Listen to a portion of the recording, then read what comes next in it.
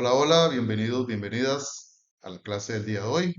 Vamos a iniciar este curso de neurociencia aplicada al deporte con una temática básica, precisamente para poder ir comprendiendo lo que a futuro dentro del curso vamos a ir desarrollando. Esos contenidos ya propiamente de la aplicabilidad de la neurociencia al deporte, pero en primera instancia, hoy nos vamos a enfocar directamente lo que es la neuroanatomía y la neurofisiología básica. Evidentemente, el sistema nervioso central y periférico es muy grande, muy amplio, y debemos de ir conociéndolo profundamente, precisamente para comprender cuál es su aplicabilidad o cuál es su funcionalidad a nivel orgánico y cómo de ello podemos aprovecharlo precisamente para poder trabajarlo y estimularlo a nivel del rendimiento deportivo. Repito, vamos a trabajar sobre neuroanatomía básica. Muchas de las diapositivas de la presentación del día de hoy va a ser enfocado precisamente a la parte de neuroanatomía. Vamos a enfocarnos también un poco en lo que es esa fisiología, o sea, cómo trabajan esas zonas anatómicas del sistema nervioso. Y en clases posteriores, vamos a ir profundizando ahora sí cómo podemos estimularla desde la parte deportiva, del ejercicio físico, de la actividad física, precisamente para poder generar cambios significativos en lo que es la parte morfológica y funcional del sistema nervioso. Evidentemente, cuando hablamos del sistema nervioso, vamos a introducirnos en este emocionante sistema como es el cerebro y todo lo que son los diversos nervios y vamos a ir hasta lo más profundo que son las células nerviosas, las neuronas, para conocer precisamente sobre este elemento sumamente importante. Eh, Iniciamos pues entonces recordando que el sistema nervioso como tal, ¿verdad? Lo vamos a subdividir en dos grandes subsistemas o en dos grandes sistemas que son el sistema nervioso central, que está contenido precisamente por el cerebro y la médula espinal, como lo podemos ver en la imagen en su izquierda de su pantalla.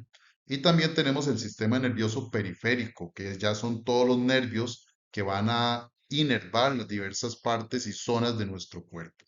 El sistema nervioso periférico, perdón, central, contenido en este caso, repito, por la médula espinal y el cerebro, viene siendo el órgano central, el que va a controlar todas las acciones precisamente del sistema nervioso y va a ordenar el funcionamiento del sistema nervioso periférico.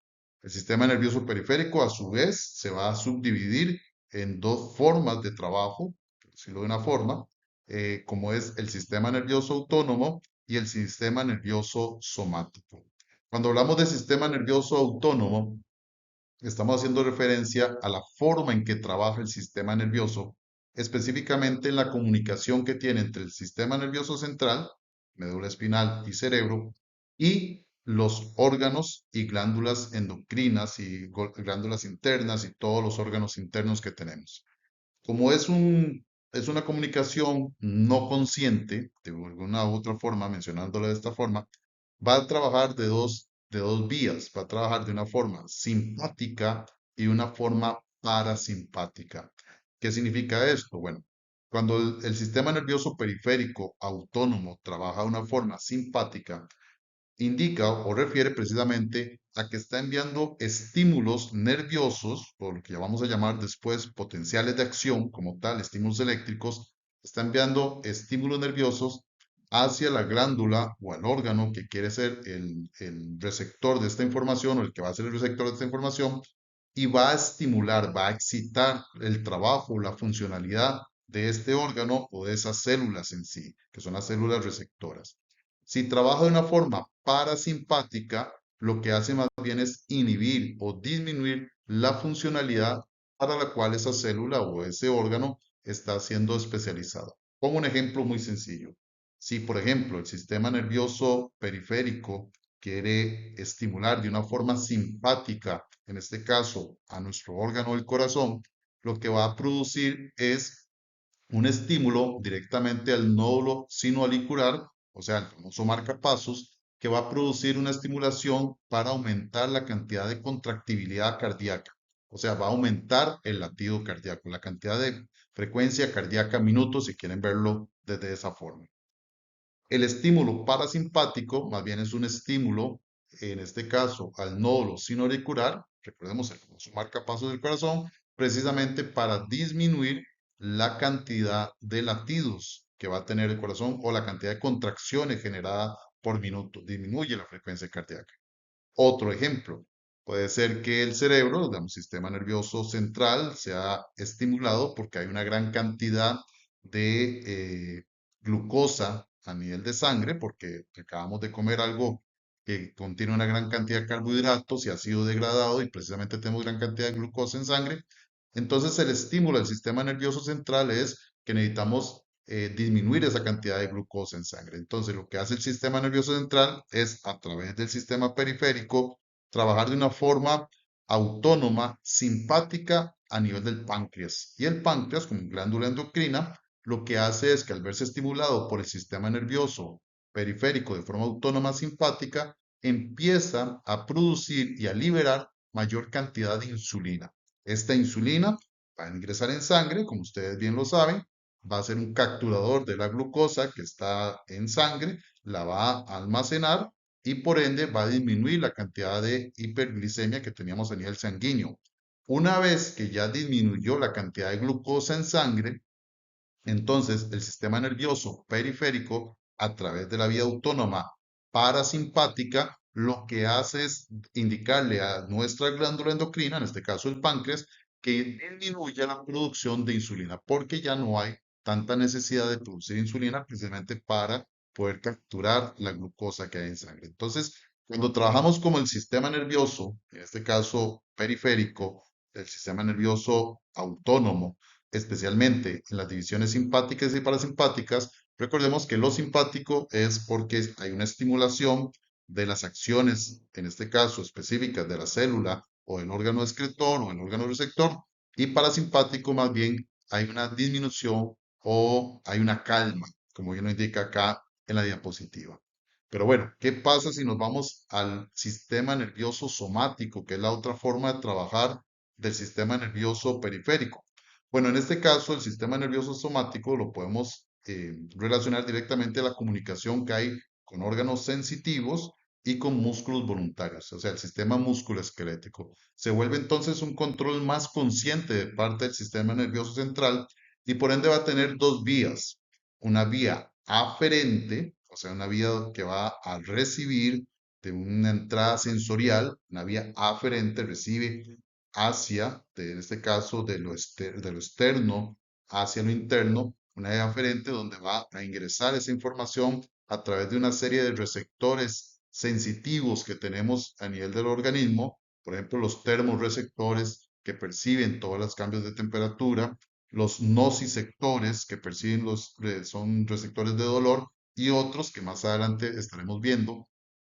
Ellos perciben la información, esa información viene a través de las vías aferentes por el sistema nervioso somático y va a ir hacia el centro regulador, que en este caso es nuestro encéfalo, y ahí se va a codificar la información. Esta información, al ser codificada, por ejemplo, si es un nociceptor, porque tal vez usted se golpeó, ¿verdad? Entonces hubo dolor, ese dolor ingresa por el sistema nervioso somático, por la vía aferente, llega hacia el órgano controlador, que en este caso es el cerebro, y el cerebro a través de una vía eferente, o sea, más bien la salida de la información, va a regresar por ese sistema nervioso somático, por la vía nerviosa motriz o la salida motora, y va a producir una acción motriz. Entonces, es también una forma de comunicación, tanto voluntaria e involuntaria, que tenemos. Involuntaria el sistema nervioso autónomo y voluntaria el sistema nervioso somático. Y el control que hay tanto simpático parasimpático, como también el control que hay de entrada de información, vías aferentes, y de salida de información, vías eferentes. Es a gran escala, ¿verdad? Yo imagino que ya ustedes en anatomía humana han visto esta división del sistema nervioso, pero es importante siempre profundizar e ingresar a esta división para comprender a gran escala el funcionamiento y la fisiología del trabajo del sistema nervioso en su totalidad, tanto central como periférico.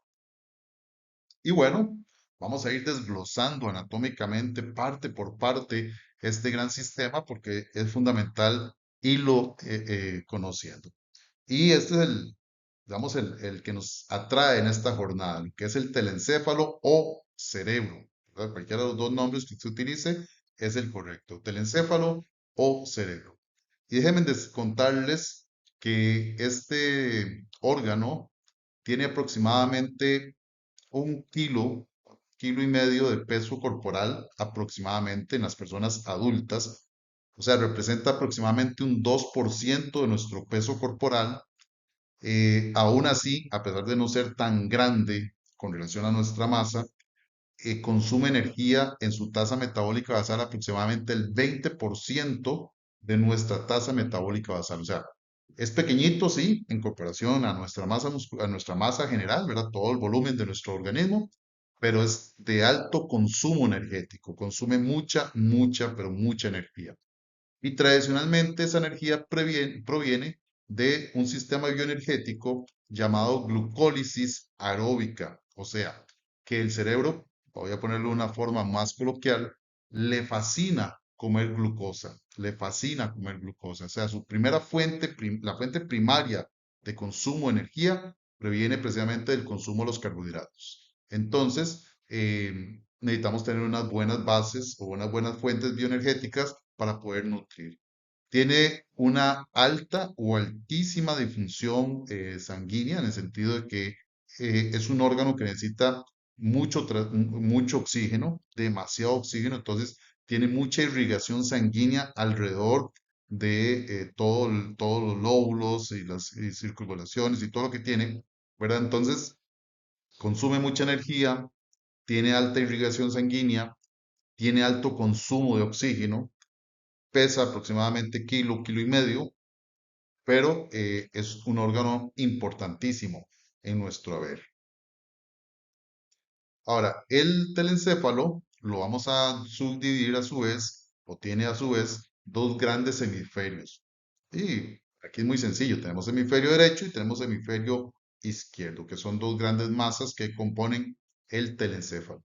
Lo interesante acá, y después vamos a profundizar de ello más adelante en otras clases, cuando vamos un poco a la parte de la lateralidad, el hemisferio derecho va a controlar todo lo que usted haga con su parte izquierda. O sea, si yo muevo mi mano izquierda, para aquí en la cámara, lo está controlando mi hemisferio derecho.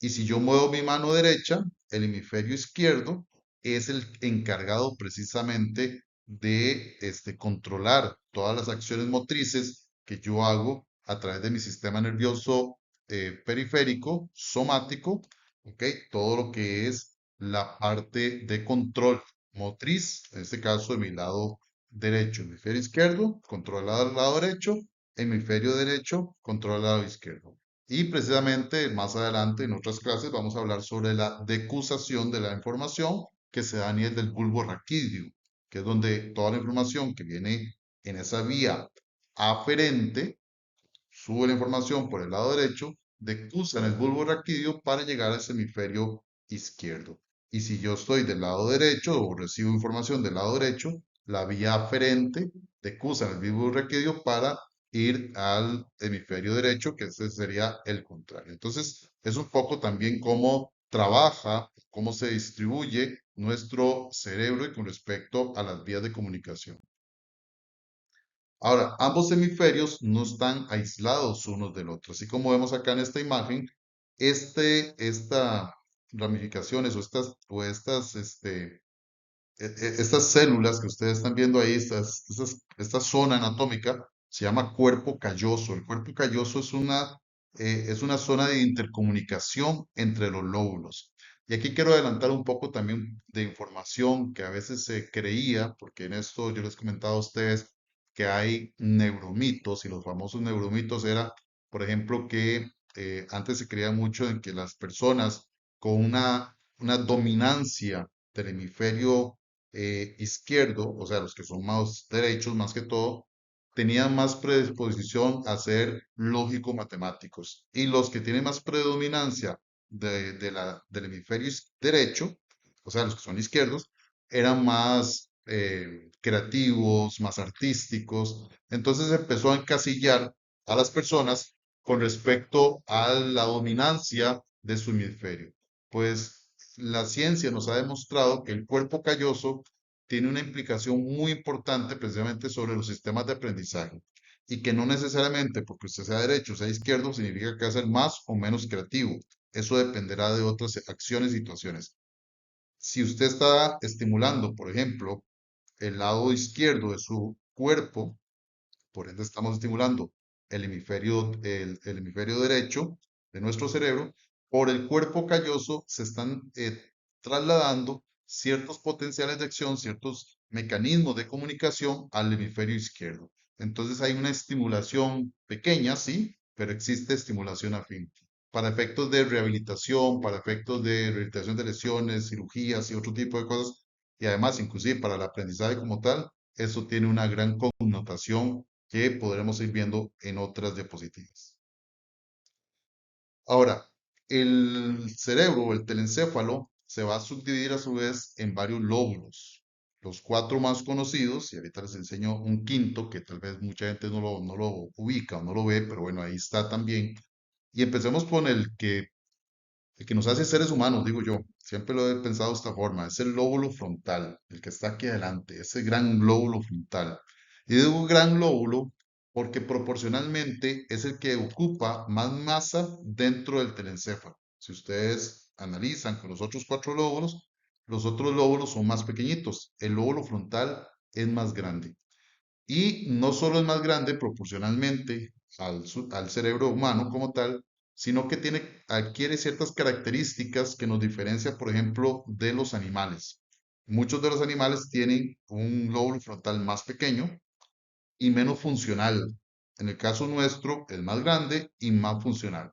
Dentro del lóbulo frontal vamos a encontrar o vamos a ver dos grandes áreas, específicamente en el área más anterior del lóbulo frontal está todo lo que es la zona del razonamiento del ser humano como tal, y ahí vamos a encontrar lo que se llama el córtex prefrontal. Ese córtex prefrontal está encargado directamente de toda la parte de razonamiento, toda la parte de conocimiento, las memorias de corto plazo, lo que vamos a llamar después, o vamos a ver después, perdón, que son las funciones ejecutivas cerebrales.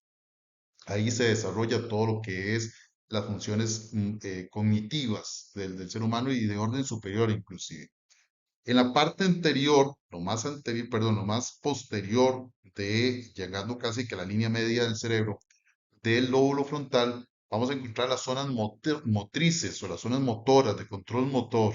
Entonces ven que tenemos un lóbulo que para nosotros se vuelve muy interesante porque precisamente nos da muchas funcionalidades, tanto en lo cognitivo como en lo motriz. Y para nosotros es esencial precisamente para poderlos aplicar. El otro es el lóbulo temporal, y este lóbulo temporal, vean que es un poquito más pequeñito, está más como al costado, ¿ok? Los lóbulos temporales, tanto el hemisferio derecho como el hemisferio izquierdo, están encargados directamente sobre la parte del conocimiento, la parte auditiva, por ejemplo. Entonces tiene una funcionalidad ahí sobre las memorias, memorias a largo plazo, sobre la comprensión, por ejemplo, del lenguaje, y otro tipo de acciones específicas que van muy relacionadas a esas áreas. El otro lóbulo es el lóbulo parietal. Es un lóbulo para mí, y así lo resumo para efectos nuestros, es un lóbulo más sensitivo, está encargado directamente sobre la percepción, ¿verdad? Cuando hablamos mucho en educación física, en deporte, por ejemplo, hablamos mucho de la propiocepción, o sea, la percepción propia de nuestro organismo, dónde estamos ubicados, sobre nuestra conciencia corporal, nuestra conciencia espacial. Bueno, mucho es sobre la estimulación que estamos generando directamente sobre el lóbulo parietal que es el encargado acá.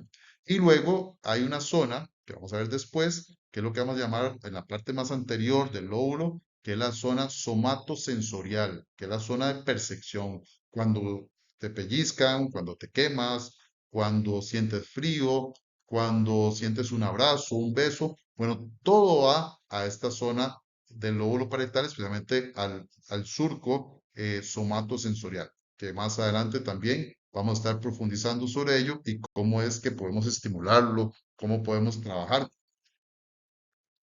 El otro lóbulo es el lóbulo occipital. Y vean que está en la parte posterior del cerebro. El lóbulo occipital está encargado en su gran mayoría y en la parte del córtex visual, que es la parte más posterior del lóbulo occipital, o la parte más externa, podemos decirlo acá, ¿ok? Es la que está encargada precisamente sobre la visión, ¿ok? La parte de visión. Y es interesante que, bueno, nuestros ojos están al frente y la parte de control visual está atrás de nuestro cerebro. Bueno, ahí donde está y está ubicado en ese sitio. Y este es el otro lóbulo que en alguna bibliografía ustedes podrán verlo como simplemente como ínsula, en otros lo llamarán el lóbulo de la ínsula, que está ahí entre el lóbulo parietal y el lóbulo temporal. Hay que abrirlo, como se ve acá en la imagen, pero es un lóbulo interesante porque está muy relacionado con las emociones, digamos, muy relacionado con el sistema límbico, que vamos a ver después también, pero también tiene enlaces directamente sobre el aprendizaje, enlaces también sobre la memoria. Entonces, hay un lóbulo que está un poquito escondidito, pero también que tiene una funcionalidad muy, pero muy importante precisamente en lo que es la neuroanatomía y la neurofisiología del sistema nervioso. Y no podemos dejar de lado, haciendo ya un corte ahí donde podemos mostrar lo que es el cerebelo. El cerebelo es una estructura que está en la parte posterior de nuestro telencéfalo, en la parte más baja, pero para nosotros tiene una connotación impresionante. ¿Y por qué impresionante? Porque el cerebelo está encargado de todo lo que es la ejecución de nuestras acciones motrices, o sea, todos los movimientos que nosotros hagamos de forma coordinada y fluida, tiene que haber un trabajo intensamente relacionado al trabajo del cerebelo. Entonces, cuando estamos con niños, por ejemplo, que están todavía en una fase más descoordinativa, más descoordinada como tal, bueno, es porque todavía tenemos que todavía generar esos estímulos que hagan esos caminos, digamos, neurológicos, esas rutas neurológicas para precisamente empezar a tener un control motriz más fuerte precisamente del cerebelo.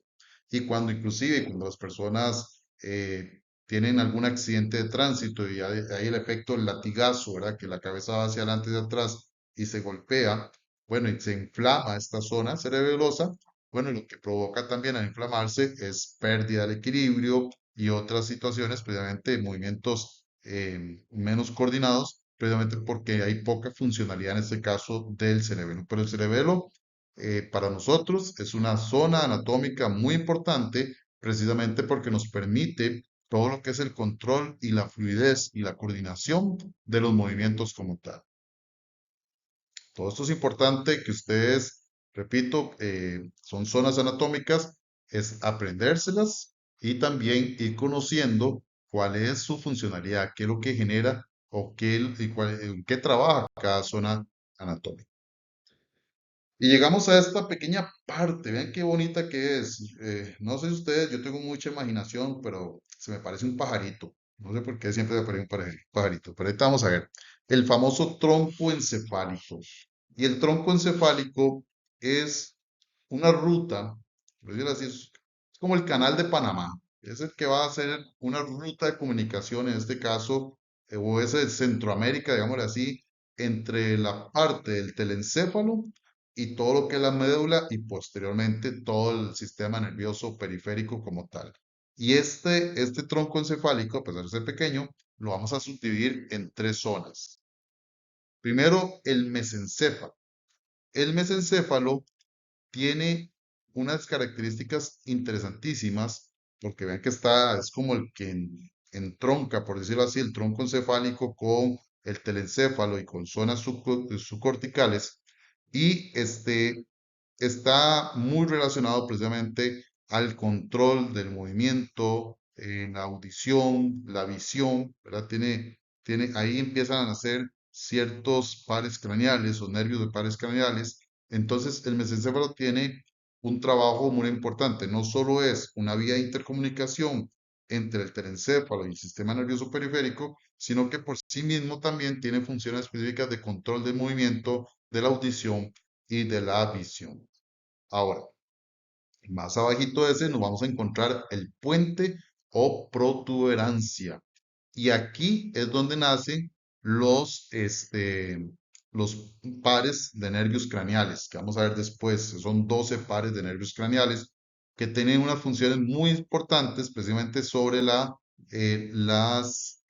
información sensitiva o toda lo que es la captación de la información como tal, tanto de forma aferente como eferente y también de forma, en este caso, sensitiva como motriz. Entonces ahí vamos a tener mucho lo que es esta zona. Y repito, ahí vamos a después hablar mucho de ella porque vamos a hablar sobre el nacimiento de los pares craneales por ahí. Y tenemos el bulbo raquídeo. El bulbo raquídeo tiene también participación importante sobre el control motriz, sobre el control sensitivo y sobre todo sobre las redes motrices y sensitivas que se empiezan a generar desde esta zona y que pasan a la médula espinal precisamente para empezar a generar estas redes de información, ¿verdad? Estas redes de información motrices y redes de información sensoriales. Las sensoriales son aferentes, recuerden que viene de afuera hacia adentro, y las motrices son eferentes, desde el centro integrador, que en este caso es nuestro telencéfalo, hacia los órganos como tal, o bien el músculo esquelético. Aquí tenemos algo que ya hemos visto. ¿Se acuerdan que hablamos de los dos hemisferios y hablamos del cuerpo calloso? Bueno, este es el cuerpo calloso, vean que está ahí dentro del mismo cerebro, que es el que nos une a ambos hemisferios, no deja que los hemisferios se separen por completo, sino que están intercomunicados previamente por cuerpo calloso.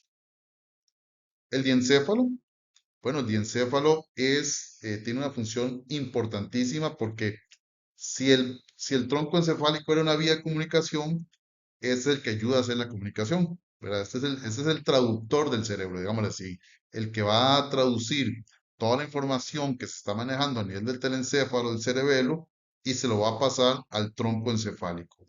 Y además tiene una función, una connotación que le vamos a llamar como el marcapasos del cerebro. Así como el nódulo sinoauricular, allá en el corazón, el famoso marcapasos, marca el ritmo de funcionamiento cardíaco. El diencéfalo y específicamente el tálamo, que ahorita lo vamos a ver, es el encargado precisamente de marcar la activación neurológica a través de potenciales de acción. Es el que marca el ritmo de producción de potenciales de acción y, por ejemplo, cuando estamos en estados de descansando, digamos, cuando estamos dormidos, el nivel de potenciales de acción o la cantidad de potenciales de acción disminuye, ¿verdad? Porque estamos en un estado pasivo y cuando estamos en estados activos, más bien aumenta. Entonces, es el que te marca el ritmo de activación a nivel cerebroso. Dentro del diencéfalo, dentro del diencéfalo encontramos el tálamo, ¿verdad? Entonces el tálamo es ese órgano precisamente que va a generar esos potenciales de acción y que va a generar una serie de neurotransmisores que van químicos, agentes químicos, que van a ir bajando precisamente para llegar inclusive al tálamo.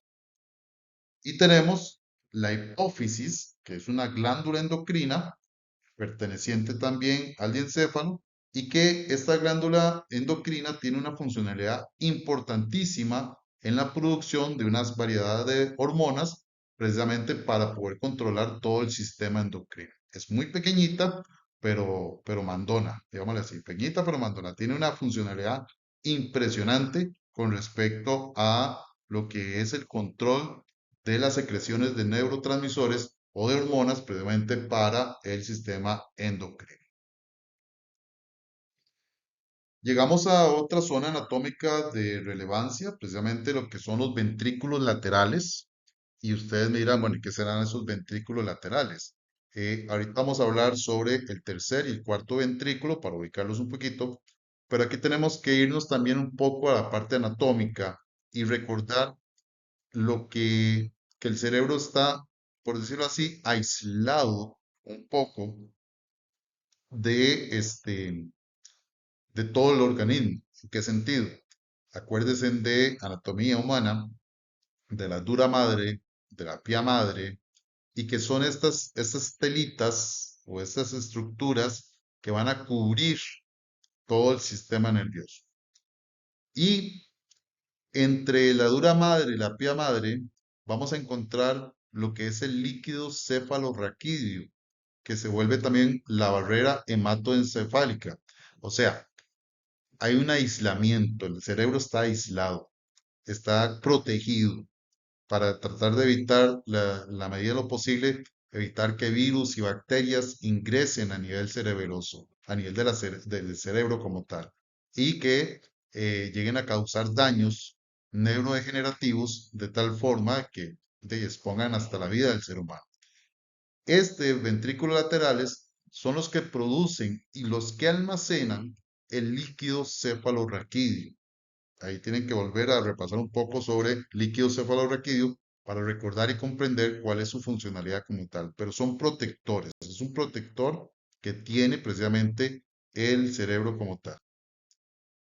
De acá, de esos ventrículos laterales, se distribuye este líquido cefalorraquídeo sobre el tercer ventrículo, que es esto que están viendo acá un poquito con verde, llamarlo así, y luego el cuarto ventrículo es el de allá abajito, pero igual cumple la misma función, es distribuir y producir también lo que es líquido cefalorraquídeo, que al final se distribuye por las meninges, ¿verdad? La dura madre, la pía madre, que es la que envuelve todo el sistema nervioso central y genera una barrera que llamamos barrera hematoencefálica, que es la barrera que protege precisamente al sistema nervioso de todo tipo de virus y bacterias y de sustancias que puedan ingresar al organismo que puedan venir a ser neurotóxicas a nivel del sistema nervioso y que efectivamente se trata de evitar que vengan a producir daños. Luego, a nivel subcortical, porque cuando yo hablo a nivel cortical estoy hablando del telencéfalo, del encéfalo en la parte es más superior, pero a nivel subcortical, por debajo de la corteza cerebral, encontramos al lóbulo límbico, o lo que también se conoce como sistema límbico. El sistema límbico es meramente emocional, o sea, está encargado directamente de las emociones del ser humano. Y parte de eso, por ejemplo, dentro del sistema límbico, vamos a encontrar la amígdala, que después la vamos a ver por ahí, que la amígdala es la que se va a encargar de producir una serie de neurotransmisores muy importantes. ¿Para qué? Repito, esa es la parte emocional, para poder sentir emociones, la ira, el enojo, la alegría, esas sensaciones de usted siente maripositas en el estómago porque hay una liberación enorme de oxitocina que se libera ya en la hipófisis. En fin, hay un trabajo del sistema límbico especialmente sobre la parte emocional.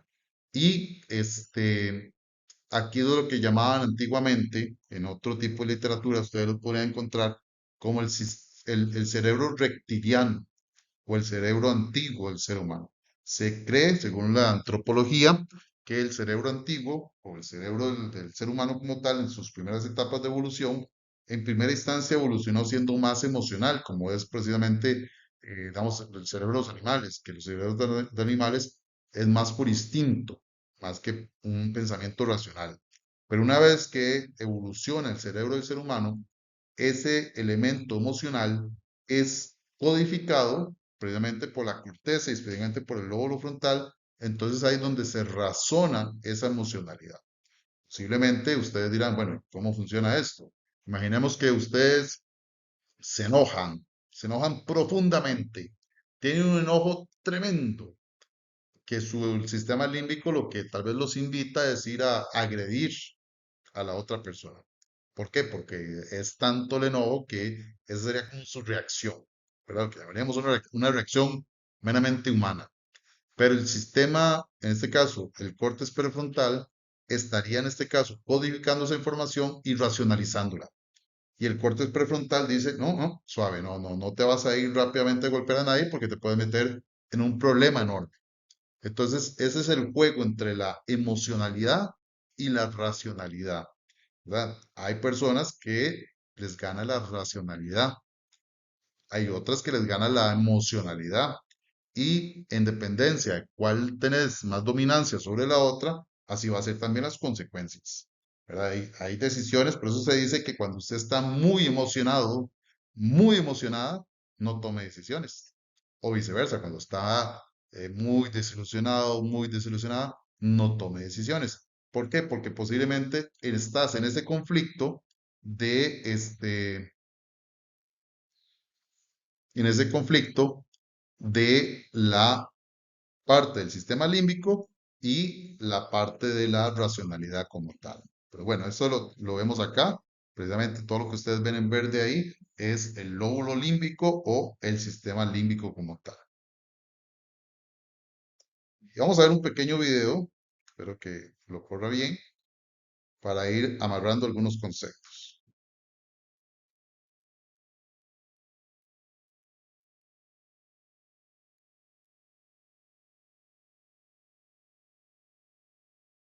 Antes de entrar en detalles, tomemos un minuto para introducir el tema sobre el cual aprenderemos hoy. Empezaremos revisando una descripción general del encéfalo y veremos cómo encaja con el resto del cuerpo. Específicamente, estudiaremos la relación que existe entre el sistema nervioso central, o SNC, y su contraparte periférica. Esto nos dará una muy buena idea de cómo el encéfalo actúa verdaderamente como un sistema computarizado. A continuación, examinaremos los diferentes componentes funcionales del encéfalo, comenzando con las tres partes del tronco encefálico que controlan las funciones corporales básicas en su porción más inferior, como la respiración y la frecuencia cardíaca. Luego, investigaremos el cerebelo y veremos cómo ayuda con los movimientos suaves de motricidad fina, como por ejemplo los que usarías en un laboratorio de disección. Luego, subiremos, tanto en posición como en función, para observar las diferentes partes del diencéfalo.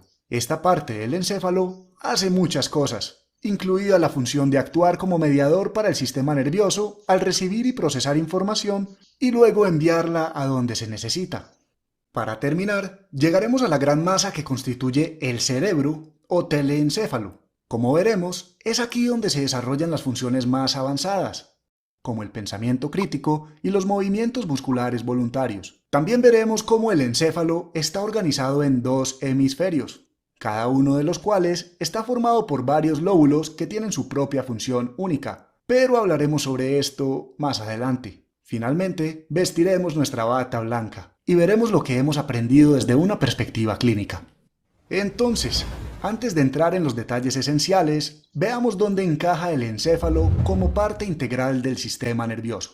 Si has estado navegando en nuestro sitio, es probable que ya estés familiarizado con los pormenores del sistema nervioso, en cuyo caso ya sabes que el encéfalo, junto con la médula espinal, pertenecen al sistema nervioso conocido como sistema nervioso central. Aquí es donde encontrarás componentes que son esenciales para el funcionamiento del cuerpo humano, muchos de los cuales vamos a cubrir en este tutorial. En las extremidades, fuera del sistema nervioso central, es donde se encuentra el sistema nervioso periférico, el cual se comunica continuamente de un lado a otro con el sistema nervioso central. En el sistema nervioso central, especialmente el encéfalo, actúa como un director, ya que controla la orquesta de señales que regulan las secreciones, movimientos y excreciones en todo el cuerpo.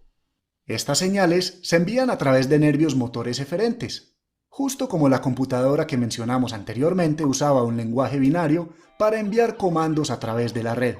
El sistema nervioso periférico no solo es utilizado por el encéfalo para enviar mensajes, también lo utiliza para recibirlos. Por ejemplo, los nervios sensoriales periféricos de tus pies, ojos y piel le dicen a tu encéfalo que la arena es suave, que el sol es brillante y que saltar al océano en un agradable día caluroso es muy refrescante. A los nervios que transportan estas señales los llamamos nervios aferentes o sensoriales. Esto, por supuesto, es solo el comienzo. Adentrémonos en lo bueno y veamos de qué realmente es capaz este órgano, comenzando por el tronco encefálico. Veamos el tronco encefálico desde esta vista medio sagital. Es como si cortáramos el encéfalo por la mitad y observáramos su estructura interna. Este pequeño puede no parecer muy importante, pero en realidad el tronco cerebral es esencial para tu supervivencia, ya que regula la mayoría de funciones básicas que te mantienen con vida. También es responsable de actuar como una autopista tanto para las señales sensoriales que viajan hacia el encéfalo como para las señales motoras que se dirigen hacia abajo y hacia la periferia. El tronco encefálico se compone de tres partes separadas que son el bulbo raquídeo más inferior, la protuberancia, una estructura abultada en su parte media y, finalmente, el mesencéfalo, situado en la parte más superior del tronco encefálico. Sigamos adelante y veamos cada parte con un poco más de detalle. El bulbo raquídeo, también conocido como médula oblongada, es la parte más inferior del tronco encefálico y se encuentra inmediatamente superior a la médula espinal. Es responsable de regular algunas de las funciones más básicas de la vida, como respirar, deglutir, dilatar y contraer los vasos sanguíneos. A continuación, tenemos la protuberancia o puente, que se encuentra inmediatamente superior al bulbo raquídeo. Esta parte del tronco encefálico se deriva de la palabra latina pons, que significa puente, ya que abarca las dos mitades del cerebro. Lo veremos en solo un minuto. La protuberancia también desempeña un papel importante en la regulación del ciclo de sueño, así que limita tus noches largas y permítele descansar un poco a tu protuberancia. La tercera, más superior y última parte del tronco encefálico es el mesencéfalo, y es aquí donde se produce la integración de la entrada sensorial de la periferia y la salida motora del encéfalo. En pocas palabras, esto es lo que te dice que te muevas cuando hay un autobús que está a punto de chocar contra ti. A continuación, tenemos el cerebelo. Hace muchas lunas, un anatomista estudió el cerebelo y pensó que esta pequeña masa ovoide de materia blanca se parecía a un pequeño cerebro, y por eso el cerebelo recibe su nombre. Puedes encontrar el cerebelo escondido detrás del tronco encefálico, como acabamos de ver. El cerebelo ayuda a mantener el tono muscular, el equilibrio y la postura del cuerpo al enviar señales involuntarias a tu sistema nervioso periférico. Esto significa que no tienes control consciente sobre estas señales y suceden automáticamente. El cerebelo también ayuda con los movimientos coordinados voluntarios finos, sobre los cuales tienes control. Estos movimientos serán útiles para observar algunas estructuras cerebrales más profundas en la siguiente sección. Pero, por el momento, usemos nuestro cerebelo para levantar el bisturí, diseccionar con cuidado un poco más profundo y ver la siguiente área del encéfalo, el diencéfalo. Esta parte del encéfalo se encuentra entre el tronco encefálico, que está ubicado por debajo de este, y el cerebro, también conocido como telencéfalo, por arriba. Por lo tanto, es posible que escuches que se refieran al diencéfalo como intercerebro, ya que conecta estas dos partes principales del encéfalo.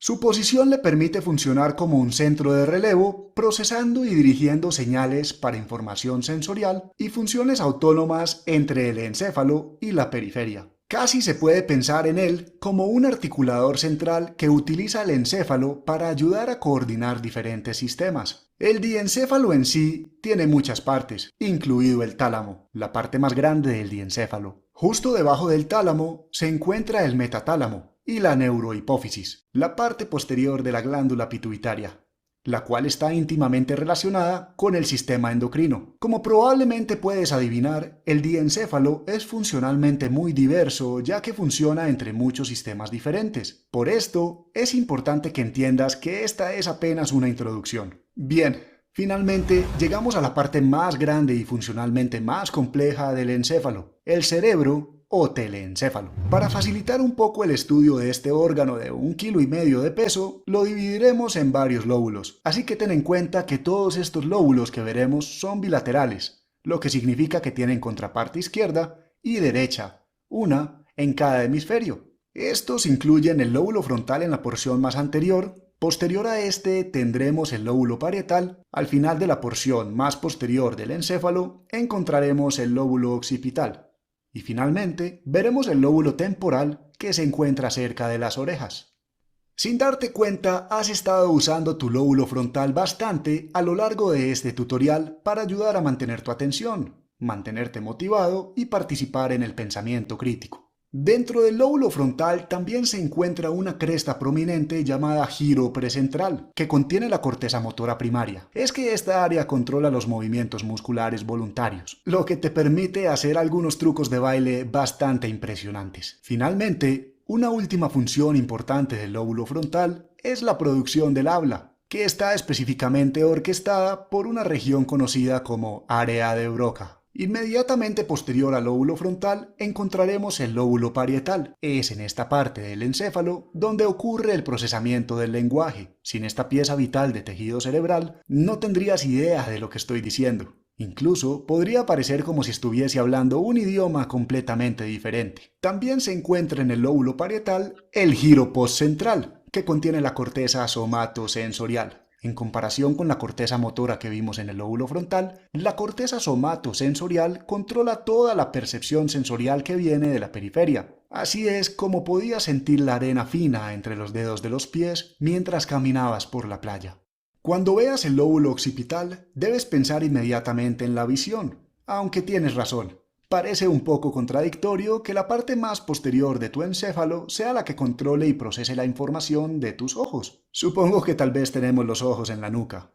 Para cerrar el tema del teleencéfalo, echemos un vistazo al lóbulo temporal. Una de las funciones principales del lóbulo temporal es el procesamiento de la información auditiva que recibe el oído. A diferencia de la desconcertante disposición del lóbulo occipital con los ojos, la función del lóbulo temporal con el procesamiento auditivo tiene sentido, ya que se encuentra tan cerca de él. El lóbulo temporal también participa en la comprensión del lenguaje crítico y hablado. Bien, ahora vamos a darte un contexto clínico de lo que acabamos de aprender. Entonces, un concepto importante a tener en cuenta sobre el encéfalo es que aunque tiene estas partes individuales que acabamos de aprender, funciona constantemente como una unidad cohesiva que envía y procesa señales entre sí y el resto del cuerpo. Pero, ¿qué sucede cuando una parte de esta vía de señalización deja de funcionar? Bueno, algo que puede causar esto es un accidente cerebrovascular, que ocurre cuando hay una interrupción del flujo sanguíneo en una región del encéfalo que priva a las células nerviosas en esa área de nutrientes y oxígeno. Esto puede deberse a un bloqueo o ruptura de una arteria cerebral. Los síntomas de un accidente cerebral dependen de la región del encéfalo afectada. Si, por ejemplo, una arteria que irriga el lóbulo parietal se bloquea, el paciente puede tener un déficit sensorial o tal vez puede desarrollar dislexia o dificultad para leer, aunque pueda ver claramente las palabras. Este síntoma se llama alexia y tiene sentido si se considera que el lóbulo parietal es un área donde se produce la comprensión del lenguaje. Un médico puede sospechar de un accidente cerebrovascular basándose en los hallazgos del examen físico, pero generalmente se requieren imágenes médicas para diagnosticarlo, como la tomografía computarizada que vemos aquí. El tratamiento depende en gran medida de la ubicación y la gravedad del accidente cerebrovascular, pero el objetivo principal es restablecer el flujo sanguíneo lo más rápido posible. Es probable que se utilicen medicamentos anticoagulantes para ayudar a disolver los coágulos y, si el coágulo es grande, es posible que se requiera cirugía para extraerlo. Y así, ahora te hemos presentado formalmente al encéfalo. Echemos un vistazo rápido a lo que aprendimos hoy.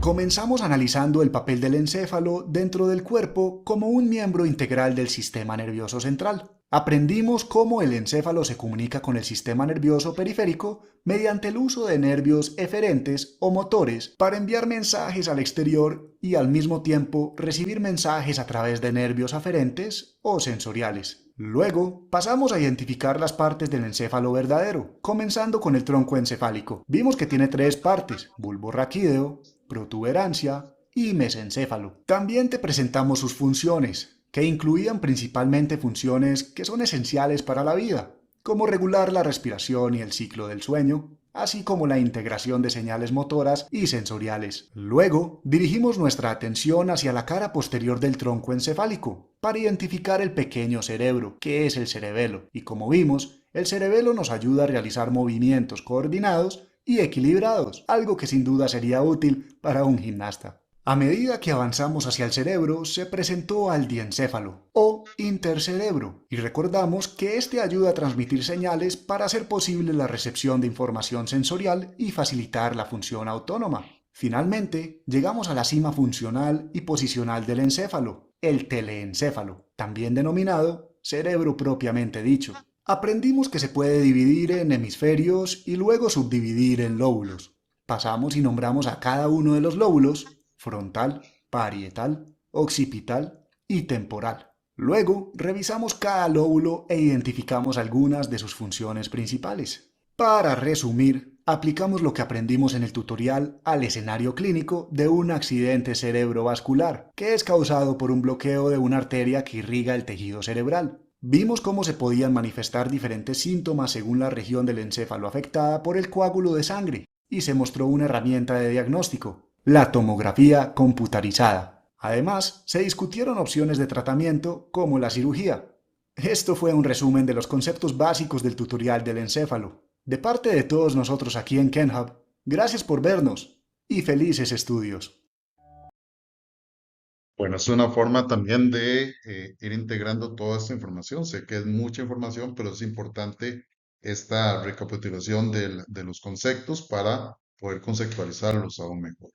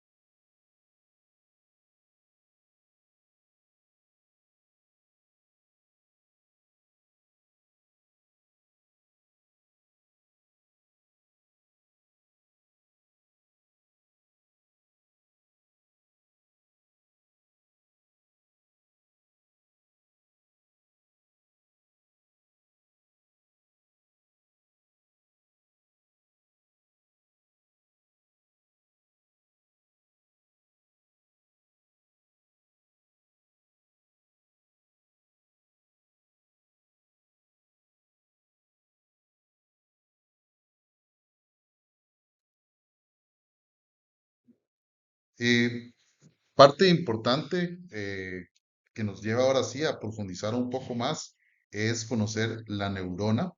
La neurona es la célula principal de nuestro sistema nervioso, de tanto central y periférico, y anatómicamente esta sería la estructura de una neurona.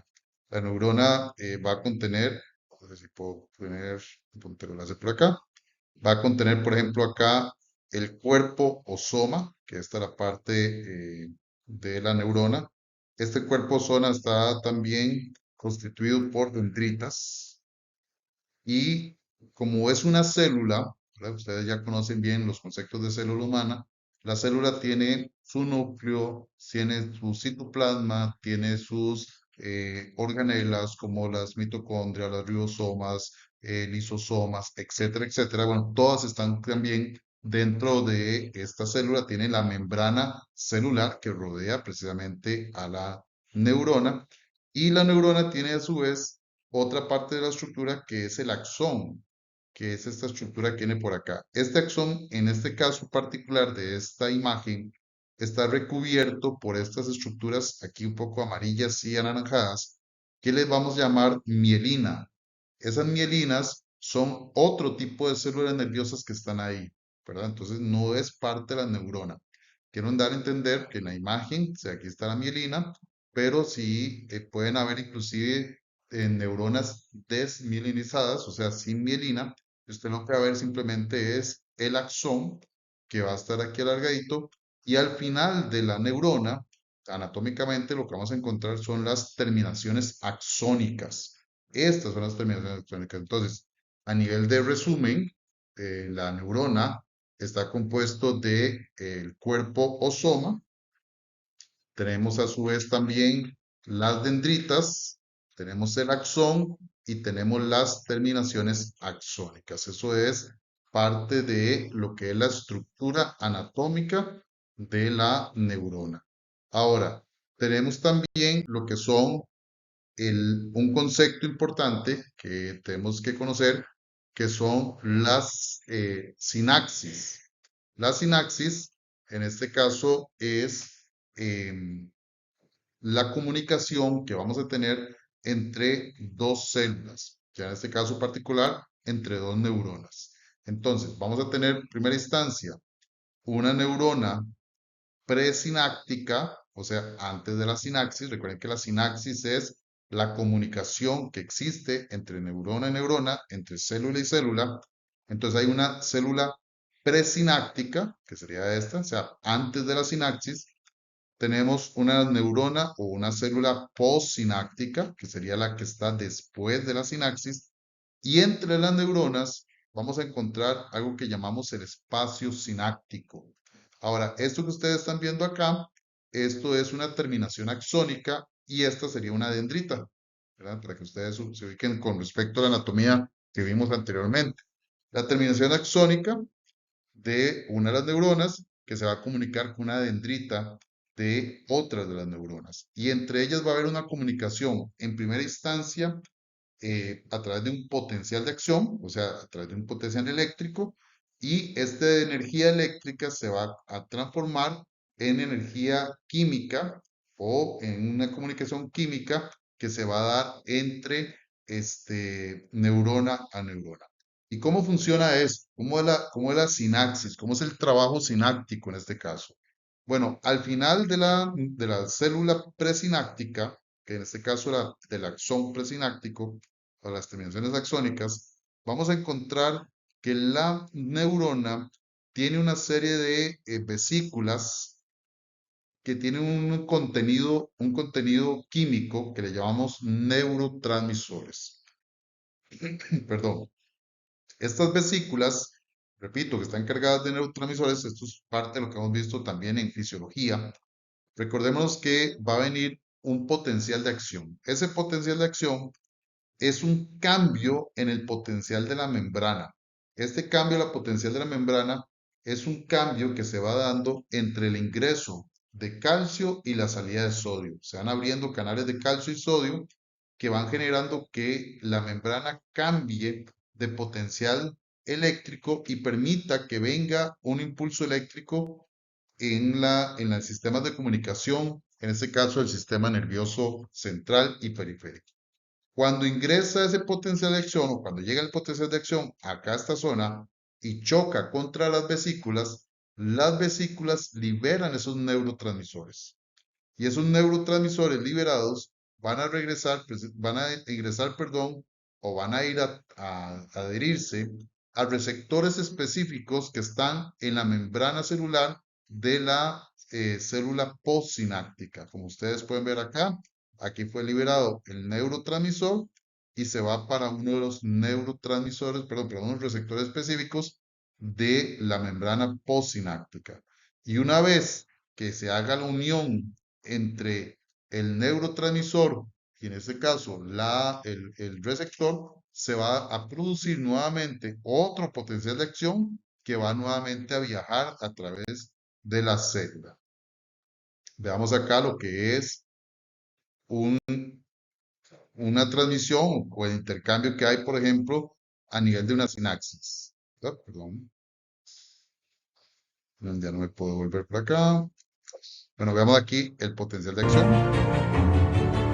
Vean acá donde está el neurotransmisor, inmediatamente se une, inmediatamente produce el impulso eléctrico. Va de nuevo. Veanlo acá. Vean el neurotransmisor donde ingresa, se une al receptor específico y produce el impulso eléctrico.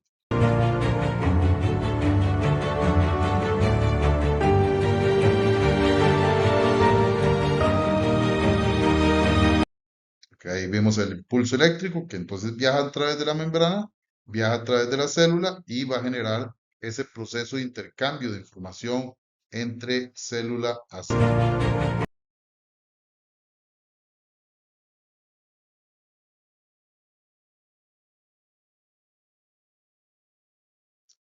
El otro tipo de células nerviosas que vamos a encontrar, además de la neurona, son las células gliales. Y dentro de las células gliales vamos a encontrar los oligodendrocitos, que los oligodendrocitos son los encargados de generar soportes o cobertura al axón de la neurona, que es lo que llamamos nosotros la mielina. Entonces, vean acá, donde este oligodendrocito va a formar la mielina.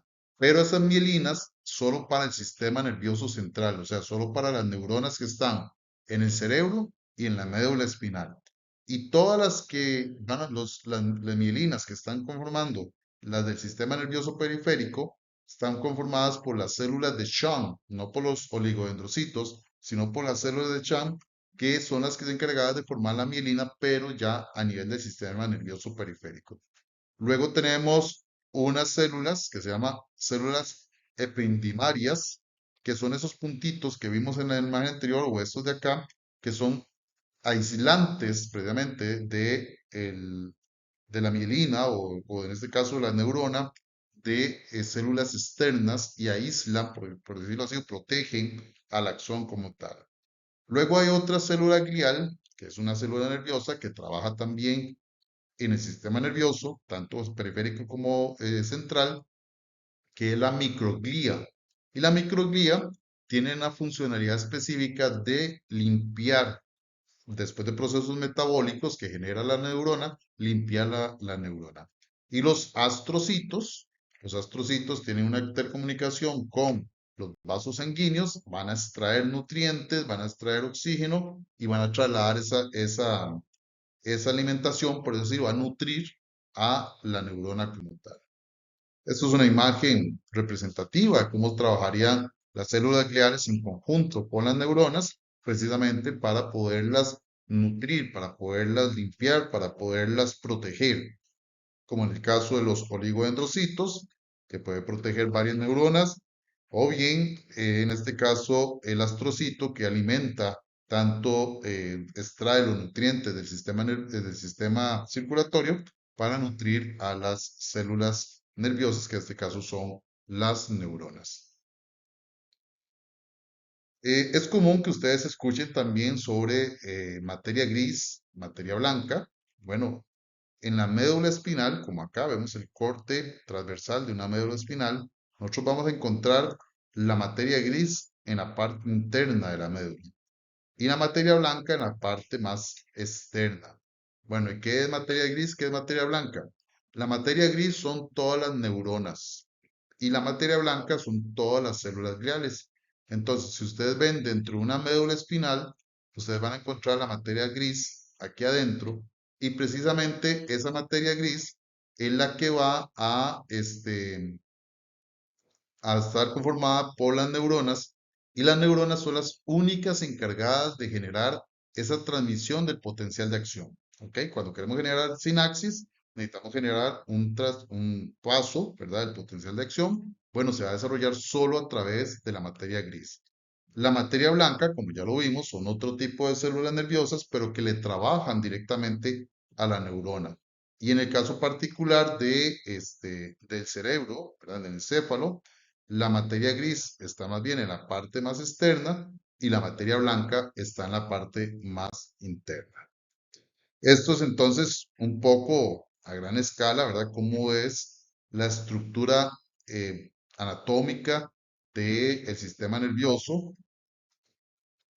En este caso, vemos acá lo que es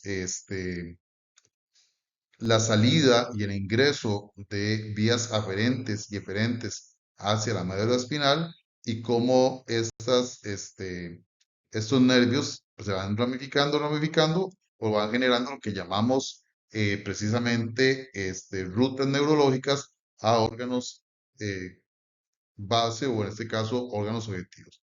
Por ejemplo, esto es el ganglio espinal y aquí tenemos una neurona sensitiva, o sea, es una vía aferente, o sea, que la información viaja por ejemplo, de un nociceptor, un termorreceptor que está en las palmas de la mano, ¿verdad? Recibís la información, esta información viaja por la neurona sensitiva, una neurona aferente, viaja por el ganglio espinal, o sea, por la parte posterior de la médula, ingresa a la médula y de aquí viajaría la información hacia el centro integrador, que en este caso es el cerebro. La información viaja nuevamente por vía eferente, regresa, sale por la parte anterior de la médula, por una neurona motora, que es una vía eferente, y va la información, en este caso, al músculo esquelético. Es una forma de trabajarlo.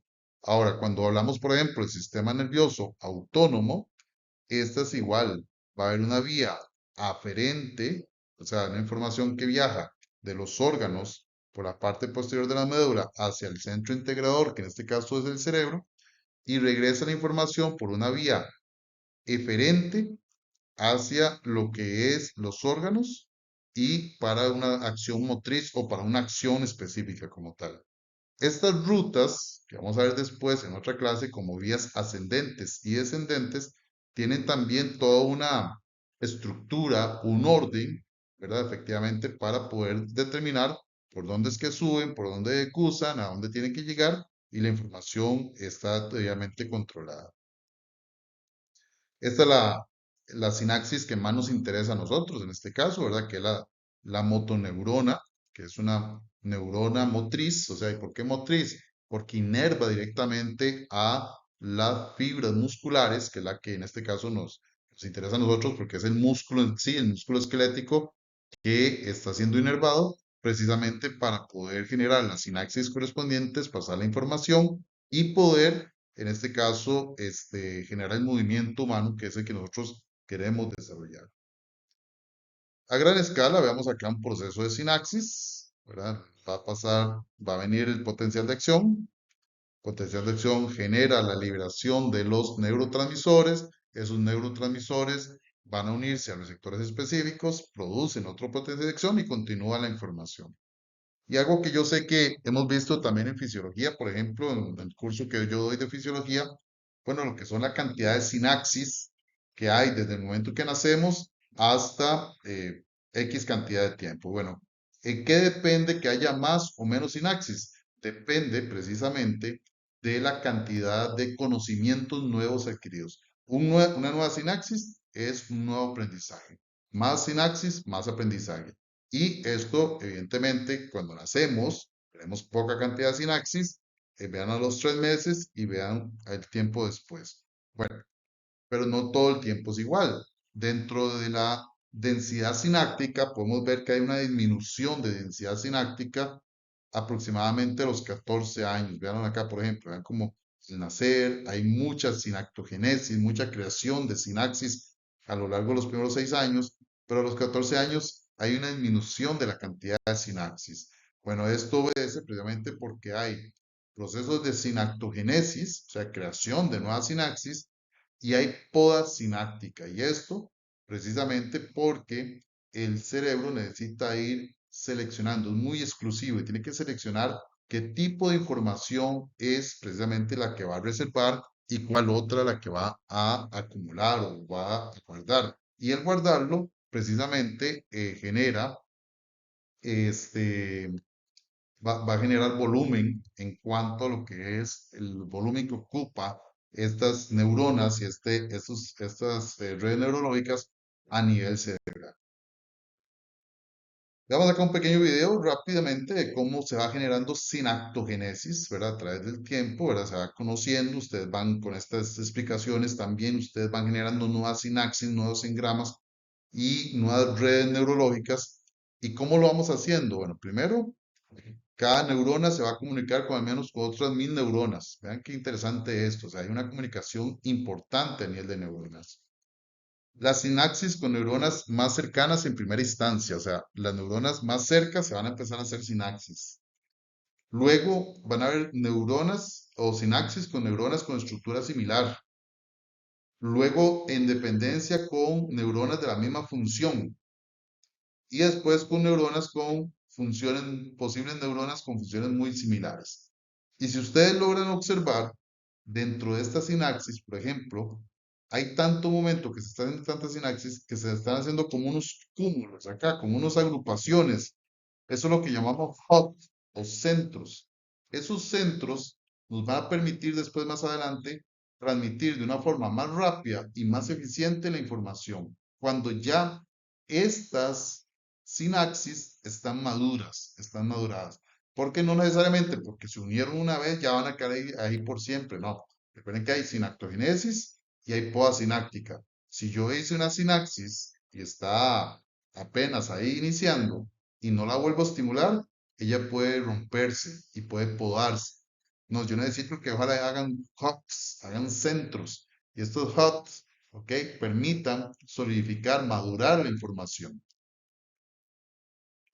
Hay un, hay un estudio que se está haciendo en Estados Unidos con 4 grandes universidades, que es lo que llaman el conectoma humano. El conectoma humano es precisamente un estudio bajo un modelo matemático, bajo tecnología de punta, donde están con electroencefalogramas y otra serie de tecnologías importantes, midiendo y observando la conectividad que está teniendo las diferentes redes neurológicas en diferentes zonas anatómicas del cerebro, precisamente para poder observar cómo es el funcionamiento normal del cerebro para múltiples cosas. Cuando lees, cuando juegas, cuando te ríes, cuando piensas, cuando lloras, cuando sueñas. Entonces, todo eso lo están analizando y lo están registrando. Y uno de los elementos que están registrando mucho también son los famosos hubs o los centros. Entonces ya ellos empiezan a ver de que cuando hay rutas consolidadas, se disminuye la cantidad de sinapsis, o sea, no hay tanta sinapsis, pero sí hay rutas más específicas, más fuertes, más maduras, más consolidadas. Y es lo que ustedes están viendo ya en este video de abajo, donde empiezan a registrar ya esas, según los cortes anatómicos, todas esas rutas o todas esas uniones, digamos, de recorridos. Y esto tiene vamos a ver, una connotación muy importante para nosotros, porque nos explica entonces cuáles zonas están siendo estimuladas, en qué momento, por ejemplo, en el caso del deporte, cuando estamos moviéndonos, haciendo ejercicios, cuáles zonas están trabajando más y cuáles zonas están trabajando menos. Y aquí a priori les hago una salvedad. Por ejemplo, cuando hablamos de neurociencia, esto lo he dicho en varias ocasiones, en varios foros y también lo comparto acá, hay muchas colegas que yo respeto que dicen, bueno, vamos a hacer una operación lógico-matemática. Y esa operación lógico-matemática, es que, por ejemplo, hago una suma, una resta, y después me voy a hacer una acción motriz, me voy a hacer un ejercicio físico. ¿Cuál es la consigna? Bueno, la consigna es que como yo estoy estimulando cognitivamente el cerebro, este, y después hago la acción motriz, voy a tener unas adaptaciones para ser un jugador más inteligente o un atleta más inteligente porque hago una estimulación física con una estimulación cognitiva. Pues aquí yo tengo mi criterio, y mi criterio por lo que he leído, por lo que he investigado, por lo que conozco, por lo que sé y por lo que he hablado con otros colegas, no es tan así, porque cuando usted hace una operación matemática, por ejemplo, una acción cognitiva propiamente, las rutas, estas rutas que estamos viendo acá, esas rutas neurológicas son diferentes, podrían cruzarse, sí, pero son diferentes a las rutas neurológicas en una acción motora. O sea, cuando yo hago el ejercicio, son otro tipo de rutas. Entonces es como, hago una acción cognitiva, pero después hago la acción motriz, pero son dos rutas diferentes. Y yo lo que necesito es que converjan, o sea, que las dos sean iguales. ¿Por qué? Porque cuando el futbolista está con el balón en los pies, necesita tomar decisiones y necesita moverse. O sea, ahí más bien yo necesito que se unan. No primero va a sacar una operación cognitiva y después se va a mover, porque no le va a dar tiempo. Cuando se da cuenta, tiene a los defensas encima. Entonces, ¿qué pasa? Que ahí es donde yo más bien mezclo y yo aprovecho más bien las acciones motrices dentro de cancha. ¿Para qué? Para que esa acción cognitiva tenga una convergencia, esa ruta neurológica con la ruta motriz, que eso sí yo lo veo más lógica. Y ahí es donde yo empiezo a trabajar la neurociencia cognitiva y en este caso la neurociencia aplicada a la actividad física, al deporte, al ejercicio físico como tal. Y gracias precisamente a estudios como lo que está haciendo el conectoma humano, ¿verdad? No es simplemente ver qué bonito dibujo, qué bonito estudio, sino ir viendo esas rutas, ir conociendo esas rutas y ir entendiendo entonces, ok, si esa es la ruta neurológica que está siguiendo una acción motriz y esta es la ruta neurológica que está siguiendo efectivamente la parte de toma de decisiones cognitiva o de, o de planificación, por ejemplo, bueno, tengo que mezclarlas en el momento justo. ¿Para qué? Para que en el entrenamiento, cuando lo hago, se vaya adaptando el organismo y se vaya automatizando, en este caso, la acción motriz como tal. Y cuando ya vamos al torneo, al campeonato, a la competencia, nazca, no por obra de, digamos, de simplemente espontaneidad, no, sino porque ya hubo trabajos previos, experiencias previas que permitió precisamente alcanzar ese tipo de cosas. Entonces estas rutas ya se están estudiando y ya se está viendo que cuando se empieza a estimular, se empiezan a trabajar, se empiezan este, a madurar, ¿verdad? Entonces estas rutas podemos irlas encontrando en diferentes momentos y diferentes sitios. Veamos este pequeño video. Este es el aspecto de una única neurona.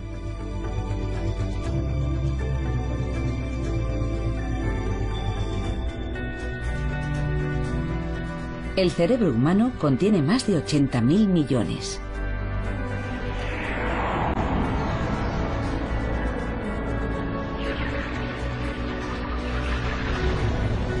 Las grandes ramificaciones se llaman dendritas. Las pequeñas son espinas dendríticas. Cada neurona tiene hasta 10.000 ramificaciones. Las espinas dendríticas se separan y se juntan de nuevo.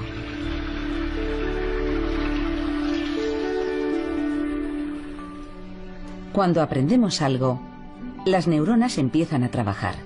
Se mueven a toda máquina. Una neurona extiende sus espinas para unirse con otra. En ese momento, aprendemos algo. La unión, llamada también sinapsis, abre una nueva ruta para los impulsos eléctricos.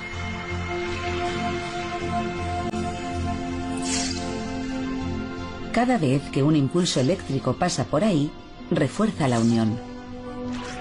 Las rutas que no se utilizan se eliminan.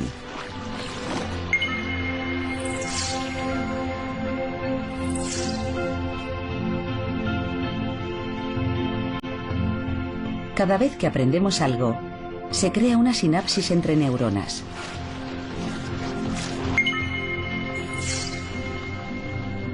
El proceso del aprendizaje comienza en una fase muy temprana, tal como ha demostrado un experimento canadiense. Bueno, ahí vimos y observamos un poco también lo que fue ese proceso de sinapsis y cómo cada vez que vamos aprendiendo, efectivamente vamos generando nuevas sinapsis y vamos fortaleciendo esas rutas neurológicas. Y bueno, y esto lo estudia diversos autores. Este es un estudio que siempre me gusta mostrar, el de Ed Robert, y lo que es el Colegio Imperial de Londres, porque ellos se hacen la consulta, bueno, con todo esto de la sinaptogenesis y lo que son la maduración de la sinapsis. Y entonces ellos se cuestionan, bueno, ¿y cómo será esta sinactogénesis y esta sinapsis en deportistas nuevos y deportistas más consolidados, más de nivel mundial? Entonces hay un estudio sobre taekwondistas. Y entonces ellos encuentran que los taekwondistas principiantes tienen mucha sinactogénesis, ¿verdad? Mucho trabajo de sinapsis, muchas nuevas sinapsis, y en los taekwondistas de índole mundial ya más bien hay poda sináptica, generan rutas, hubs, por ejemplo, esos centros de información más rápida, tienen esas super rutas neurológicas y claro, ellos llegan al concepto de la neuroplasticidad, ¿verdad? Que es algo que yo sé que tal vez algunos de ustedes conocen, que el cerebro tiene esa capacidad de moldearse, tiene esa capacidad de estructurarse dependiendo de las necesidades a las cuales es sometido y que nos permite entonces entender que el aprendizaje no termina. El aprendizaje se puede ir generando a lo largo del tiempo, a lo largo de los años, y que tenemos posibilidades de aprendizaje, ¿verdad? Y eso es importante porque entonces cuando encontramos a un chico o una chica o un deportista que tenemos que corregir un error motriz, bueno, tenemos una ventana de mejora que tenemos que aprovechar. Y eso es fundamental. Este otro estudio de la Universidad de Shanghái en China se hizo con 21 jugadores de baloncesto y 21 principiantes. Ellos evaluaron las diferencias entre los atletas y los principiantes, ¿verdad?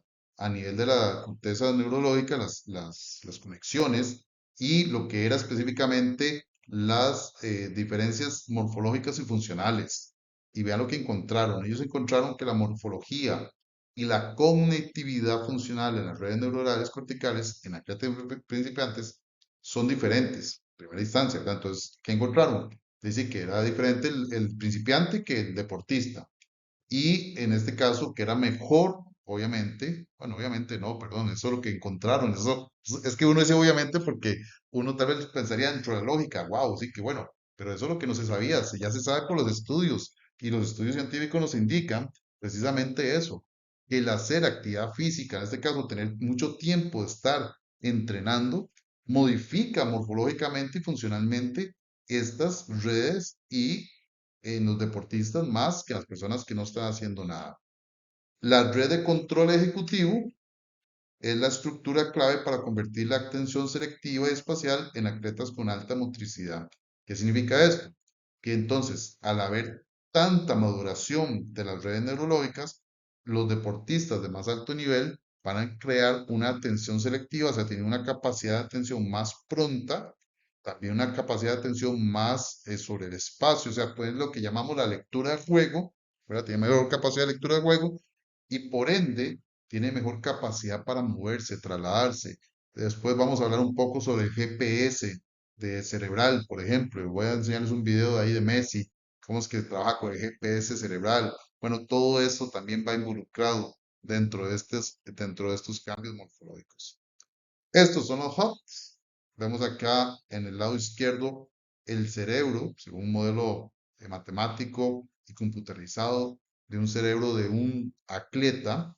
O sea, tenés gran cantidad de hubs. Son rutas más cortas, más rápidas, más maduras. En el lado derecho es el cerebro de una persona principiante. Tenés menos hubs, tenés más rutas, posiblemente más rutas, pero es menos efectivo, menos eficaz ese cerebro. Esto hace que el aprendizaje y las habilidades motoras se induzca la plasticidad de la red cerebral. Entonces, entre más práctica física usted tenga, más plasticidad cerebral va a ir generando precisamente para moldar o ir adaptando esa red neurológica a el deporte que estás practicando. En este estudio, por ejemplo, los 21 jugadores de baloncesto de alto nivel tenían mejor digamos, morfología y funcionalidad cerebral que los 25 individuos de control. Y esto es algo que yo recalco mucho, por eso me gusta este estudio y lo saco aquí a la luz para ustedes que van a ser futuros entrenadores o que ya lo son, que hay una correlación significativa con los años de práctica positiva con respecto a la plasticidad lograda a nivel cerebral. O sea, que no necesariamente tenés que haber nacido con la genética más rica para ser el deportista más carga de tu deporte. Si usted tiene constancia, ojo, constancia a lo largo de los años, la plasticidad cerebral lo va haciendo tan apto como una persona que tuvo o que nació con una genética muy enriquecida. La red cerebral de jugadores de baloncesto de alto nivel tenía una longitud de camino más corta, un mundo más pequeño y una mayor eficiencia global, ¿verdad? Entonces, eso es un estudio muy importante y muy real. Bueno, después de ahí, después de estar en esta zona, ¿verdad? Evidentemente, toda esa información pasa lo mismo, pues esas redes neurológicas pasan hacia los plexos y de los plexos hacia el resto del cuerpo, donde vamos a trabajar. Pero ¿cómo es que se hace esa intercomunicación entre la parte del encéfalo, el telencéfalo, hacia el cuerpo? Bueno, hay que irnos otra vez al lóbulo frontal, a la parte posterior del lóbulo frontal, donde está el surco específicamente del área motriz, ¿ok? O el corte motor primario. Ese verdecito que ustedes ven ahí, esa área es la que controla toda la parte de motricidad, la que tiene esa conexión, esas redes neurológicas que viajan desde el telencéfalo hasta el músculo de la pierna, músculos de los brazos, ahí está todo controlado. Luego, a la par de ese surco, tenemos lo que es la cisura de Rolando o surco central. Esa cisura de Rolando es la que nos va a dividir el lóbulo parietal con el lóbulo frontal y nos está dividiendo la parte motora de la parte sensitiva. Porque detrás de ese lóbulo, de esa cisura de Rolando, vamos a encontrar el surco somatosensorial que está en el lóbulo parietal. Entonces están pegaditos. De un lado está el control motor y de otro lado está el control sensitivo. Y entonces uno va a recibir información de vía aferente y el otro va a sacar la información o va a codificar la información y va a enviar la información de vía eferente. Entonces, estando siempre sobre el lóbulo frontal, vean qué interesante. Esto yo siempre me gusta sacar esta imagen porque creo que nos muestra claramente una posibilidad clara y sencilla de poderlo comprender. Esto es la corteza motora del cerebro, dentro del lóbulo frontal. Vamos a tener un córtex premotor, que es ese verdecito que está ahí. Este córtex premotor, yo lo que digo es que es el que planifica la acción motriz. Es el que dice, bueno, con base en las experiencias previas, con base a lo que yo ya conozco y extrae alguna información de movimientos automatizados que están en zonas subcorticales, y después vamos a ver dónde están, especialmente allá en el ganglio, en los ganglios basales, en los ganglios de la base, bueno, en más subcortical, ahí donde se va a planificar el movimiento. Luego de ahí va a pasar al área motora suplementaria, donde, bueno, se dice, está bien, me parece bien, vamos a probarlo. Lo pasa la información a el córtex motor primario y de ahí se da la conexión hacia los músculos del cuerpo para poder ejecutar la acción motriz. Entonces, si mandamos a un chico a correr, solo por correr, vayan, corren, corren, corren, y no hay pensamientos cognitivos más que ir a correr, en en un diseño muy, muy básico, muy general, una estructura general, podríamos pensar de que esto va así. La información va a viajar por redes neurológicas hacia lo que es el lóbulo occipital. Recuerden que ahí está la visión, el estímulo ingresó por ahí, de ahí pasa por el lóbulo temporal hacia la parte motora del lóbulo frontal y de ahí baja hacia lo que son los músculos esqueléticos. Pero ¿qué pasa si ese mismo correr, le colocamos eh, algunas acciones cognitivas, que es lo que he venido yo hablando hace poco? ¿Qué pasa si le ponemos algún problema cognitivo? Veamos acá algo interesante. El niño corre, aquí tiene unas tarjetas de colores y aquí hay otras tarjetas de colores que puso el profesor. Entonces, tiene que acomodar las tarjetas de colores con base a lo que está aquí. Claro, el niño no puede ver estos colores de acá. Lo único que tiene es una simbología, que son estos tuquitos de acá. Si el profesor levanta un tuquito, significa que ya ese color está bien colocado. O sea, que el otro lado el niño colocó verde y aquí colocó verde. Si está acostado es porque no, como dicen popularmente, no lo pegó, ¿verdad? Entonces, lo que hacen es obligar un poco, sí, a pensar. Bueno, está colocado, ya coloqué verde por acá, me falta rojo, falta azul, falta blanco. Entonces, ¿qué pasa?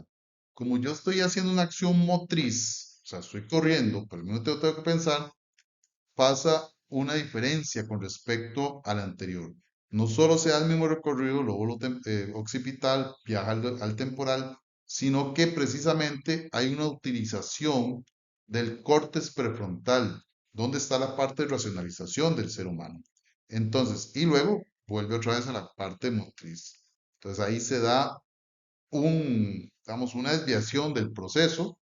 A final de cuentas es un proceso meramente motriz, pero con una connotación meramente cognitiva. Que eso es lo que yo les decía a ustedes, por ejemplo, cuando yo hablo de las redes lógico-matemáticas, si yo solo hago la operación matemática, hay una utilización sí muy grande del lóbulo frontal, especialmente el córtex prefrontal, pero no utilizo en ningún momento dentro de la misma red, no utilizo el córtex motriz. Entonces, no me sirve mucho como, o así lo veo yo, no me sirve mucho hacer toda esa acción motriz, perdón, esa acción cognitiva para después llevarlo a una acción motriz. Prefiero dentro de la misma acción motriz meter la acción cognitiva. Además, bueno, voy a explicar primero este otro. Vean acá, aquí estoy solo corriendo. Aquí estoy haciendo el juego del gato o el 3 en línea y ya tengo un componente cognitivo ahí que ya me obliga. Entonces, ¿qué pasa? Que ya además de eso, en algún momento más adelante vamos a ver de que nosotros lo que tenemos que hacer es automatizar el movimiento. Aquí no está automatizado. Aquí está muy racionalizado todavía. O sea, hay movimiento con la acción motriz, estoy racionalizando y eso hace que los tiempos de reacción sean más largos. Puede durar de 180 a 260 milisegundos. Pero esa diferencia de 80 milisegundos puede hacer la diferencia entre ganar o perder, en que te gane o pierdas. Entonces hay que trabajar precisamente para mejorar la velocidad de reacción y una velocidad de reacción eficiente. Esa velocidad de reacción eficiente se mejora a través de la práctica y a través de la automatización del movimiento. Y la automatización no se da aquí, se da cuando ya este movimiento casi que ni pasa por el lóbulo frontal, sino que se va a zonas subcorticales, a los ganglios basales y tiene una interacción del movimiento o una interacción de la red con el cerebelo. Y recuerden que el cerebelo es el que coordina la ejecución fluida de los movimientos. Entonces ahí es donde empezamos a automatizar. Esto es lo que llamamos nosotros el efecto reflejo. Entonces vean acá donde viene una vía aferente, que en este caso es dolor, te pinzaste el dedo, hay una vía aferente, hay unos nociceptores, que son los receptores de dolor, que envían la información por la parte posterior de la médula, pero en vez de subir al órgano central, que es el cerebro como tal, ¿verdad? El telencéfalo, que es el que va a codificar toda la información, como es una acción de huida, entonces aquí mismo se va a codificar, vean dónde codificó, y viene por vías eferentes al órgano efector y usted quita el dedo. Eso es lo que pasa, por ejemplo, cuando usted se quema. Usted se quema vía aferentes, viaja la información por la parte posterior, se codifica y va por vías eferentes al órgano efector, que en este caso sería el músculo esquelético y va a hacer la contracción. Igual pasa, por ejemplo, hay una serie de reflejos que vamos a tener en el cuerpo, por ejemplo, el reflejo rutuliano, ¿verdad? El doctor te pega con un martillito y provoca lo mismo. El dolor, o en este caso, el nociceptor del tendón, va a recibir la información, va a viajar la información por vías aferentes y después vías eferentes va a los órganos efectores, que son los músculos como tal, y va a generar la contracción muscular. Esto es un reflejo. Vean que el reflejo es completamente involuntario, no es consciente. No hay control en la velocidad de respuesta, por ejemplo, en la contracción del músculo, no hay control en la velocidad de contracción, en la fuerza de contracción, en la direccionalidad de la contracción, en este caso el brazo para donde lo enviaste. O sea, es completamente inconsciente, es una acción refleja. Algunas personas en deporte dicen que esto es un reflejo. Ven acá, por ejemplo, el portero le lanza una bola y en cuestión de 1 metro le desvían el balón, la dirección del balón y tiene que tomar una decisión.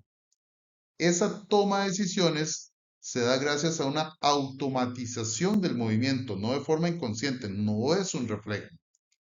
Eso es un movimiento consciente y es un movimiento con una gran velocidad de reacción. Es una toma de decisiones con una gran velocidad de reacción. Lo que pasa es que tiene que entrenarse.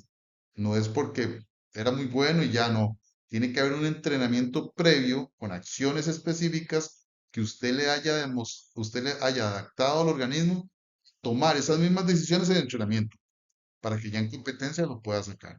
Porque si no, Keylor Navas ahí no hace cambio de dirección de su cuerpo, que va para un lado, ve que él va para un lado, le cambian dirección al balón y él tiene que reaccionar. Y dentro de esa toma de decisiones es hacer un ajuste en su estructura esquelética, o sea, en su cuerpo como tal, para poder hacer una acción motriz y tapar el balón. Otros porteros en sus goles, porque no tiene el tiempo de reacción necesario para poder levantar ni la mano ni el pie. En este caso sí, porque hay estímulos previos y hubo entrenamientos previos que a este jugador le adaptaron o hubo una automatización de toma de decisiones adecuada. Esto es un reflejo. Vean acá que vienen caminando, ¡pum! Se asustan, un reflejo de vida. No hay direccionalidad, no hay toma de decisiones adecuadas, simplemente es una reacción. Eso es un reflejo, eso no llegó en ningún momento al telencéfalo, simplemente queda un médula, ¡pum! Explosión, salgo corriendo, huida, y eso es un reflejo. ¿Qué es lo que pasa, por ejemplo, cuando los niños están empezando a caminar? En principio, ese no es un movimiento voluntario. Ese bebé lo que tiene es un reflejo de caminata. Cuando el piecito choca contra una superficie sólida, inmediatamente hay una información aferente que sube a la médula, ¿ok? En las primeras partes del coxis, posiblemente, baja la información por vía aferente, contrae músculos y genera ese movimiento como si un tipo de paso de caminata, pero no es consciente. Más adelante, cuando tenga unos meses más adelante, ese movimiento lo puede ir generando unas redes neurológicas débiles todavía, que va generando un movimiento rudimentario, un movimiento más torpe, digámoslo así, motrizmente, que después, más adelante, más o menos al año, ya consolidado, ya madurado, y ya puede empezar a caminar y después perfeccionar y automatizar, ¿verdad? Entonces pasa de un reflejo a un movimiento rudimentario a una automatización. Sin embargo, este reflejo de acá no se va a automatizar nunca. ¿Por qué? Porque ese es una respuesta a un estímulo y en este caso un estímulo, digamos, de miedo, algo que te da miedo y entonces reaccionas de esa forma. Estos son las zonas subcorticales que yo les decía a ustedes. Vean, aquí está el tálamo, aquí está la amígdala, aquí está todo lo que es la zona límbica.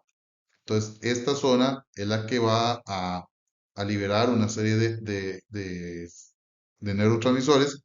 Y bueno, después vamos a hablar un poco sobre el hipocampo, volumen del hipocampo, eso lo vamos a ver después. Vamos a hablar después también sobre neurogénesis, que esto es algo interesantísimo porque hemos hablado de sinaptogénesis, pero la neurogénesis mis estimados y estimadas, la neurogénesis hasta hace muchos años se creía imposible que pasase. Bueno, se ha encontrado que existen zonas cerebrales donde sí hay crecimiento de nuevas células o creación de nuevas células neurológicas. Y mucho el ejercicio aeróbico se ha relacionado, por ejemplo, con creación de neurogénesis. Eso lo vemos después. No quiero entrar en detalles con esto, tampoco con esto. Aquí sí quiero entrar en detalles. Estos son zonas de control motor, específicamente lo que son los núcleos de la base o los ganglios de la base o ganglios basales, que están relacionados con la preprogramación del movimiento y con el procesamiento de la emoción y funciones cognitivas. Ahí tenemos el putamen, la cabeza del núcleo caudado, tenemos en los glóbulos pálidos, la cola del glóbulo pálido, que están cerca del tálamo. Y cuando empezamos a automatizar el movimiento, ellos tienen una gran cantidad de información, inclusive para toma de decisiones. Son zonas de control motor como tal. Ahí las podemos ver, son diferentes zonas subcorticales que vamos a ver después más adelante. También aquí nada más estamos viendo dentro de la estructura anatómica estas zonas y después vamos a ver cómo es que es su funcionalidad. Por ejemplo, núcleo caudado, movimientos de control, postura, memoria, aprendizaje, lo que es el putamen sobre el movimiento de extremidades, luego movimientos no conscientes, ahí está el glóbulo pálido, con las zonas subcorticales como tal, ¿verdad? Y bueno, voy a dejar esto por acá, no voy a profundizar aún más porque hay algo que se llama fatiga neural. Estamos conociendo conceptos. Y la fatiga neural es cuando hay un exceso de información, que sé que en este momento lo sé por bandeado, pero así exageradamente, con una gran cantidad de información. Y pues bueno, es parte de este curso, es parte importante de conocer estas estructuras, de conocer sus funciones. Por eso les va a quedar grabada la información, por eso les va a quedar esta clase, por eso yo les compartí el libro. La idea es que ustedes puedan siempre tratar de estar repasando, no es ver la clase hoy o en el momento que la vayan a ver y listo. Véanla unas dos, tres, cuatro veces, hagan autoprácticas, analícenlas, revisen cuadernos y literatura de anatomía humana en la parte de neuroanatomía, tomen un cerebro, empiecen a desglosarlo para que vayan conociendo aún más toda esta información. Muchísimas gracias. Queda la información para ustedes y nos estamos viendo pronto. Que Dios me los bendiga bastante y nos vemos en la próxima clase. Chao.